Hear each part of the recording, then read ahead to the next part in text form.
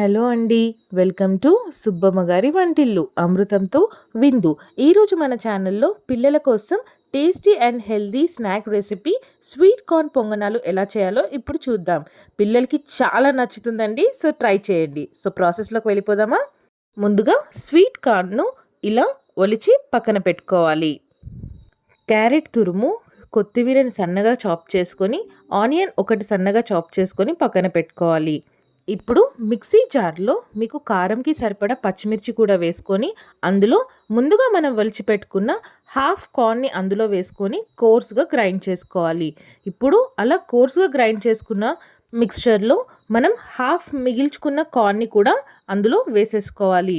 ఆ తర్వాత ముందుగా మనం కట్ చేసి పెట్టుకున్న ఆనియన్, కొత్తిమీర, క్యారెట్ తురుమును కూడా అందులో వేసి, అందులో మనం ఒక కప్ ఆఫ్ బియ్యం పిండి, అంటే ఏ దాంతో బియ్యం పిండి తీసుకుంటున్నామో అదే దాంతో శనగపిండిని కూడా తీసుకొని ఈక్వల్ అమౌంట్ ఆఫ్ బియ్యం పిండి అండ్ శనగపిండి వేసుకొని, అందులో టేస్ట్కి సరిపడా సాల్ట్, కారం, ఒక టీ స్పూన్ జీలకర్ర వేసుకొని బాగా కలుపుకోవాలి. వాటర్ని వేయకుండా ఇలా బాగా మిక్స్ చేసుకోవాలి. మనకి టెక్స్చర్ అన్నది ఈ కన్సిస్టెన్సీ వస్తే సరిపోతుంది. మరీ బాగా టైట్గా ఉంది అనిపిస్తే కొద్దిగా వాటర్ వేసుకోవచ్చు. తర్వాత పొంగనాల ప్యాన్ స్టవ్ పైన పెట్టుకొని హీట్ చేసుకున్న తర్వాత అందులో కొద్దిగా ఆయిల్ వేసుకొని ఈ కార్న్ మిక్స్చర్ను అందులో వేసుకోవాలి.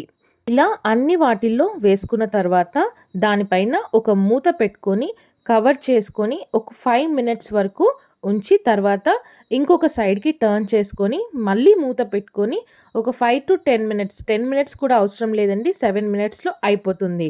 సో మధ్యలో చూసుకుంటూ జాగ్రత్తగా టర్న్ చేసుకోండి.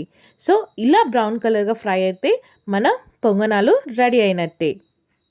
వేడి వేడి స్వీట్ కార్న్ పొంగనాలు ఒక ప్లేట్లోకి సర్వ్ చేసుకొని మైనీస్ లేదా టమాటో సాస్తో సర్వ్ చేసుకుంటే పిల్లలు చాలా ఇష్టపడతారు. సో మీరు కూడా ట్రై చేసి టేస్ట్ ఎలా ఉందో తప్పకుండా తెలియచేయండి. Thank you so much for watching అండి. Please like, share and subscribe my channel. మళ్ళీ మరొక వంటతో మళ్ళీ కలుద్దాం. థ్యాంక్ యూ సో మచ్ అండి.